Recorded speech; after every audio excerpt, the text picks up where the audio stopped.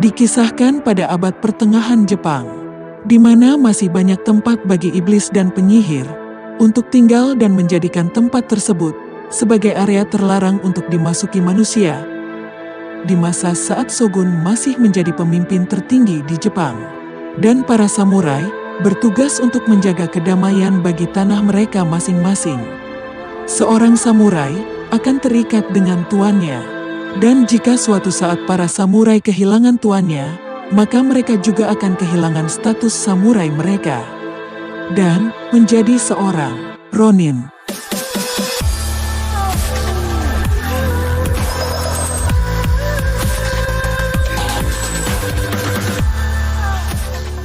Hello panelis Universe. Sebelum masuk ke alur ceritanya, saya ingatkan, video ini berisi konten full spoiler. Berlatar tempat di suatu provinsi Jepang yang bernama Ako. Cerita diawali dengan seorang anak laki-laki bernama Kai yang sedang melarikan diri dari dalam hutan misterius. Yang entah bagaimana si Kai ini bisa berada di hutan tersebut. Karena hutan itu sendiri mitosnya dikuasai oleh sesosok makhluk spiritual yang memiliki kekuatan magis dan juga seni membunuh yang baik. Kai yang berhasil sampai di luar hutan kemudian jatuh pingsan di sebuah sungai kecil karena kelelahan. Lalu secara kebetulan, Kai ditemukan oleh seorang samurai muda yang bernama Oishi. Tapi setelah melihat tanda kutukan yang ada di kepala Kai, Oishi berniat membunuhnya. Tapi hal itu dicegah oleh Tuan Asano, yang juga seorang pemimpin kerajaan Ako. Dan Tuan Asano membawa Kai pulang bersamanya untuk merawatnya. Di sanalah pertama kalinya Kai bertemu dengan putri Tuan Asano yang bernama Mika, yang juga terlihat kalau Mika ini sangat menyukai kehadiran Kai. Dan sejak saat itu, Tuan Asano mengizinkan Kai untuk tinggal di lingkungan kerajaannya. Tapi kehadiran Kai sangat tidak disukai oleh para prajurit samurai lantaran Kai memiliki darah campuran dan tanda kutukan yang dianggap bisa membawa bencana bagi kerajaan mereka suatu saat. Bertahun-tahun kemudian kita melihat Kai yang sudah dewasa sedang diberikan tugas sebagai pencari jejak monster buas. Kai mencurigai dengan adanya tanda-tanda yang tidak biasa pada jejak yang dia temukan dan melaporkan lokasi hewan tersebut kepada pasukan samurai. Kai menyarankan kepada mereka agar tetap menunggu monster tersebut dan memasang perangkap karena itu akan lebih aman. Tapi mereka tidak mendengarkan saran Kai dan tetap berniat menyergap monster tersebut. Lalu tiba-tiba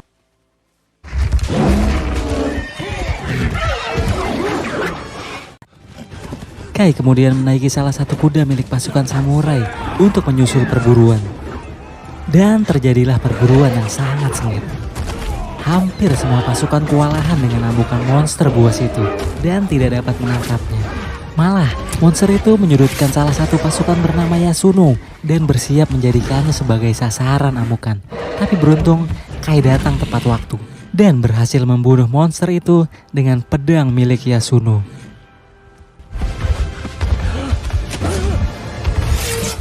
Tapi bukannya berterima kasih karena sudah diselamatkan, Yasuno malah menghina Kai. Dan mengatakan bahwa dirinya lebih baik mati dibunuh monster itu daripada harus ditolong oleh keturunan campuran. Dan sekedar informasi, si Kai ini sebenarnya bisa bertarung menggunakan samurai. Tapi karena dia dianggap bukan samurai sejati, maka dari itu dia tidak diizinkan untuk bergabung dalam pasukan samurai kerajaan. Dan hanya dijadikan kacung oleh pasukan samurai. Tak lama setelah itu, Tuan Asano beserta pasukan yang lain datang dan melihat fakta sebaliknya. Dia pun memuji Yasuno atas keberaniannya yang seolah-olah Yasuno lah yang sudah mengalahkan makhluk itu. Tapi Oishi mengamati tangan Kai yang berlumuran darah si monster dan menduga bahwa Kai lah yang mengalahkan makhluk itu sebenarnya.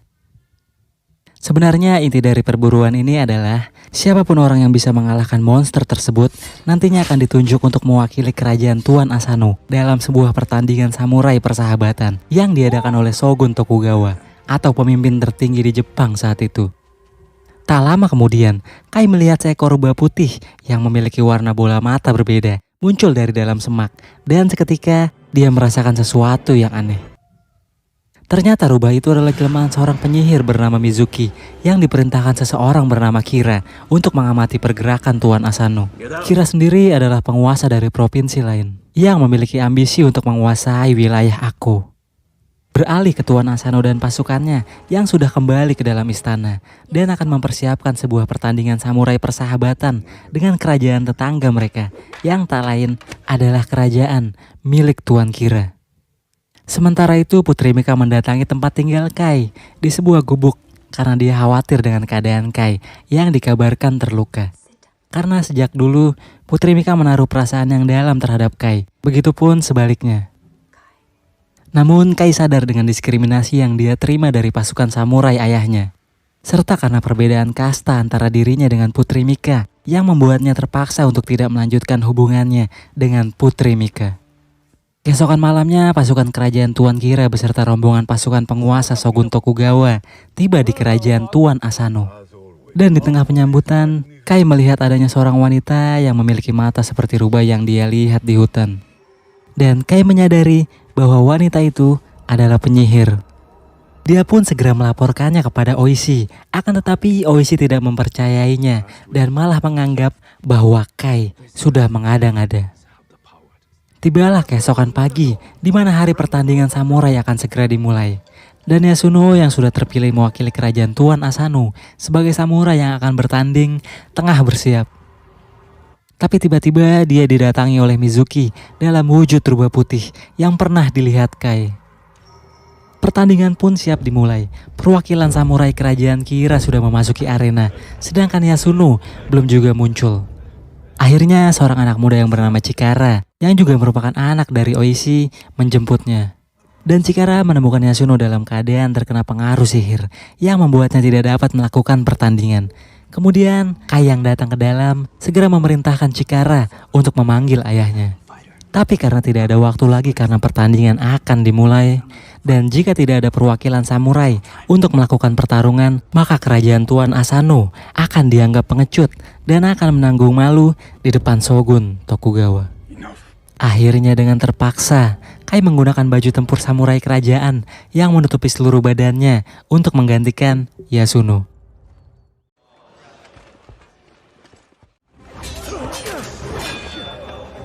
Tapi karena fisik perwakilan kerajaan samurai Kira ini sangat besar dan memiliki kekuatan yang overpower, sehingga Kai kewalahan dan harus dijatuhkan yang membuat identitasnya terbongkar. Setelah itu Shogun Tokugawa turun ke arena dan menyatakan bahwa Kai bukanlah seorang samurai karena persyaratan pertandingan tersebut harus diikuti oleh seorang samurai. Dan Kai dijatuhi hukuman karena dianggap menodai pertandingan.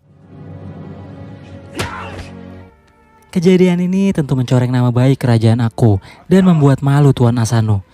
Pikiran Tuan Asano yang sedang kacau pun kemudian dimanfaatkan oleh Mizuki dan Kira untuk menanamkan pengaruh sihir di alam bawah sadarnya, yang membuat Tuan Asano berhalusinasi bahwa putrinya seolah-olah sedang diperkosa oleh Kira. Yang kemudian dia mencoba menyelamatkan putrinya dengan melukai Kira menggunakan pedang. Pasukan samurai yang melihat kejadian ini kemudian memasuki ruangan dan mencegah Tuan Asano. Yang pada kenyataan orang sadar melihat bahwa Tuan Asano mencoba menghunuskan pedangnya kepada Kira yang sedang tertidur sendiri.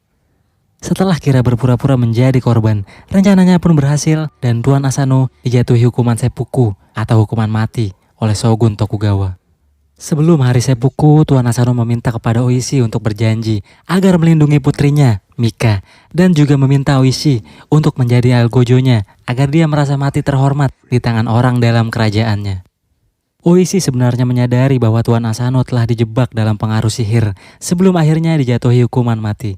Tapi dia tidak bisa berbuat banyak atas keputusan yang sudah ditetapkan oleh Shogun Tokugawa. Dan tibalah hari seppuku Tuan Asano.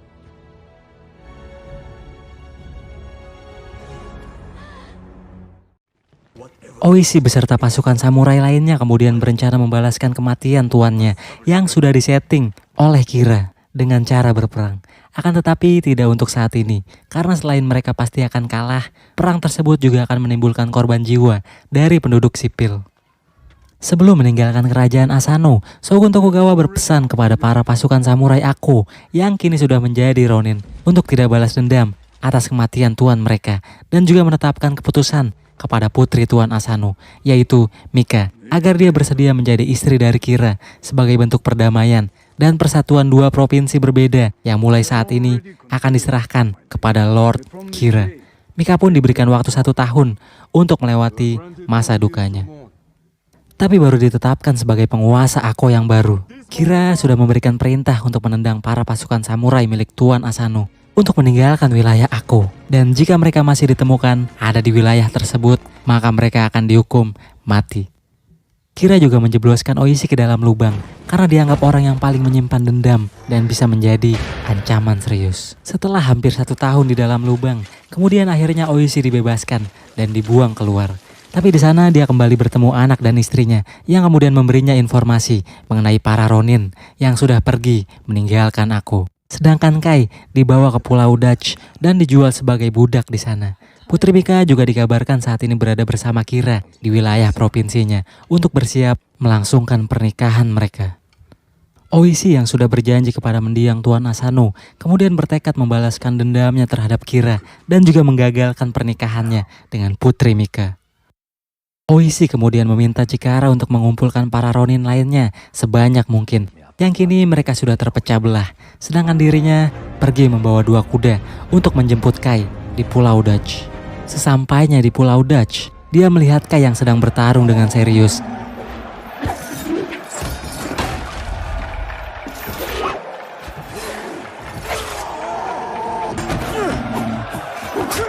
Kemudian Oishi masuk ke dalam arena pertarungan untuk berusaha membujuknya. Tapi Kai yang terlihat sedang mengalami guncangan selama beberapa bulan terakhir membuat Kai tidak mengenalinya dan malah menyerang Oishi. Tapi setelah Oishi mengatakan bahwa Putri Mika membutuhkan pertolongannya, ingatan Kai pun kembali dan mereka berusaha melarikan diri dari tempat tersebut.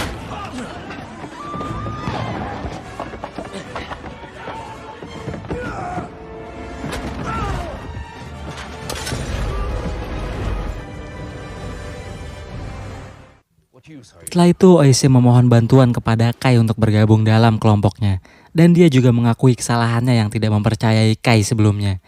Kai pun lalu menyetujui permintaan Oishi. Tapi bukan bertujuan membantu kelompoknya yang berniat balas dendam. Melainkan untuk membalas kebaikan Putri Mika dan juga Tuan Asano yang dulu memberinya pertolongan. Mereka pun sampai di titik kumpul yang sudah ditentukan Oishi sebelumnya dan langsung mengatur strategi. Oishi kemudian mengatur waktu penyergapan yang tepat, yaitu saat Kira berada sendirian di dalam kuil, dan memerintahkan seseorang dari kelompoknya yang bernama Isogai untuk mencari tahu kapan Kira akan pergi ke kuil. Di sisi lain, Kira mendapat kabar dari anak buahnya bahwa Kai sudah melarikan diri dari Pulau Dutch dengan dibantu seorang samurai, dan Kira menduga bahwa orang yang membantu Kai adalah Oishi. Dia pun meminta Mizuki untuk mewaspadai rencana Oishi. Di malam harinya, Isogai yang sudah sampai di sebuah tempat langsung mencoba mengumpulkan informasi. Tetapi dia malah bertemu Mizuki yang sedang melakukan penyamaran sebagai gadis penghibur. Yang sepertinya Mizuki memiliki rencana buruk terhadapnya. Sementara itu Oishi dan Kai sedang berdiskusi mengenai lokasi di mana mereka bisa mendapatkan pedang yang baik.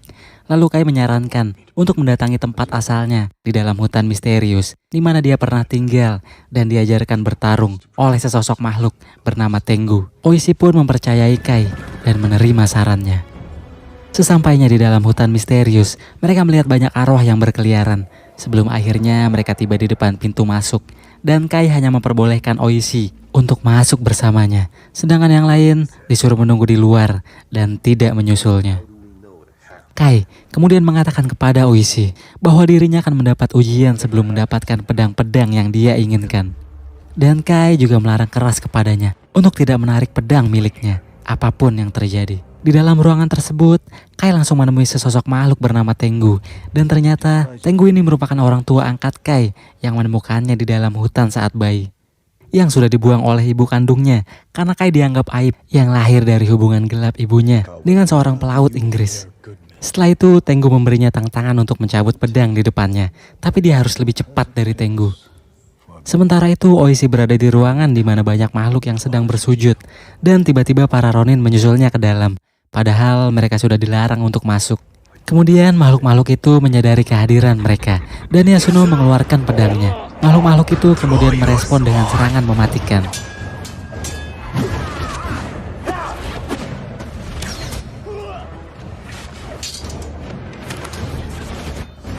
Oishi terus mendengar bisikan yang menyuruhnya menarik pedang untuk bertaruh. Akan tetapi dia mencoba menahan dan berusaha untuk mengingat pesan Kai. Di tempat Kai sendiri, dia berhasil mencabut pedangnya lebih dulu dari Tengu dan mengalahkannya.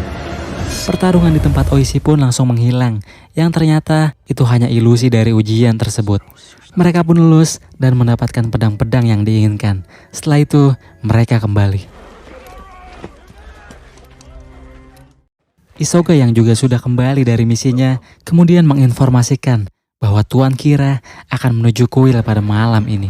Dan tanpa membuang waktu, Oishi beserta pasukan lainnya segera bergerak untuk melakukan penyergapan. Setibanya di lokasi, mereka bersiap untuk menyerang Kira dari belakang. Tapi ternyata itu adalah Mizuki yang sudah mempengaruhi Isogai untuk menjebak para Ronin agar masuk ke dalam perangkap. Kemudian Mizuki mengeluarkan sihir apinya dan menyergap balik para Ronin.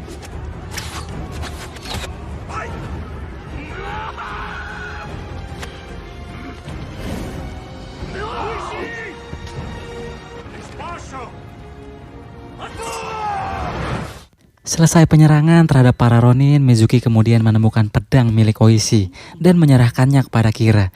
Mereka pun mengira bahwa Oishi sudah tewas. Tapi ternyata Oishi berhasil melarikan diri bersama yang lainnya. Melihat banyaknya korban jiwa yang berjatuhan dari kelompoknya, membuat Oishi kehilangan harapan untuk membalaskan dendam Tuan Asano. Dan dia juga kehabisan ide untuk membunuh Kira, karena Oishi tak mungkin menggunakan cara perang dengan jumlah pasukan yang sedikit. Tibalah keesokan pagi di mana Kai melihat dari kejauhan ada rombongan pentas seni yang dia kenali sebelumnya. Ternyata rombongan itu pernah datang di Ako untuk mengisi pertunjukan dan sekarang akan mengisi pertunjukan di hajatan pernikahan Kira dengan Putri Mika. Dan Oishi pun kembali memiliki sebuah rencana penyergapan. Sebelum menjalankan rencana tersebut, Oishi mengumpulkan semua Ronin untuk menandatangani kertas perjanjian dengan darah mereka sebagai bukti bahwa mereka siap menanggung konsekuensi berkaitan dengan rencana penyergapan yang mempertaruhkan jiwa mereka. Dan Ronin yang siap mati tersebut totalnya berjumlah 47 Ronin.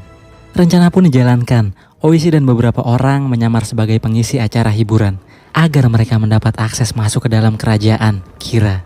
Sedangkan yang lainnya mengendam-endam masuk dengan cara memanjat lalu menghabisi pasukan penjaga.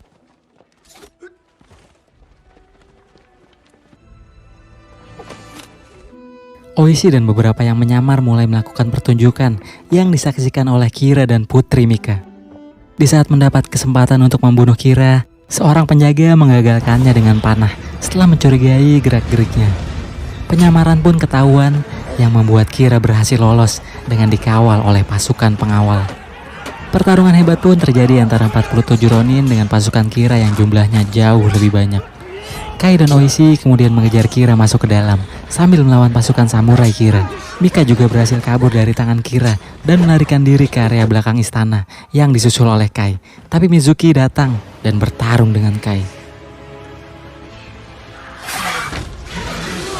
Setelah mengalahkan seluruh pasukan samurainya, akhirnya Oishi juga bisa berhadapan langsung dengan Kira yang tanpa penjagaan. Sementara di luar, Ronin lainnya juga banyak mengalahkan pasukan samurai Kira dan juga berhasil mengalahkan samurai berbadan besar yang paling overpower melalui sebuah ledakan. Setelah melalui pertarungan yang epik, akhirnya Mizuki dan Kira dapat dikalahkan oleh Kai dan Oishi.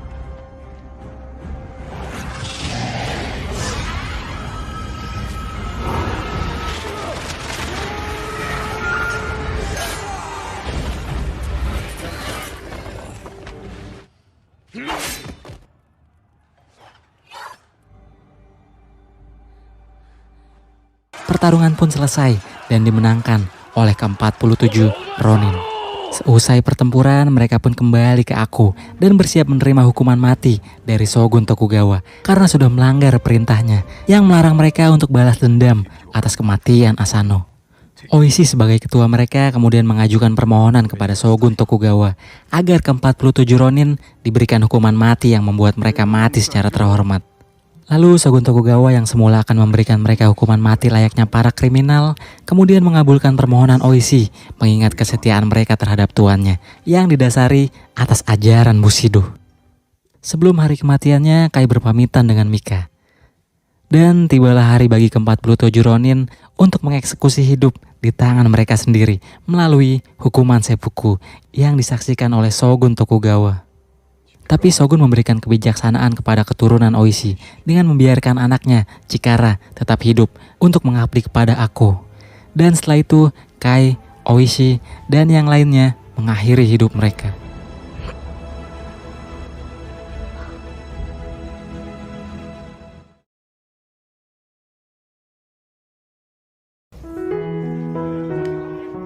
Kesetiaan itu mahal harganya karena memerlukan banyak sekali perjuangan, pengorbanan, serta kesabaran yang tak terbatas. Dan hidup ini bukanlah tentang siapa saja yang berbuat baik di depanmu, melainkan tentang siapa saja yang tetap setia di belakangmu. Terima kasih sudah menonton video ini dan sampai jumpa di video selanjutnya. Sayonara.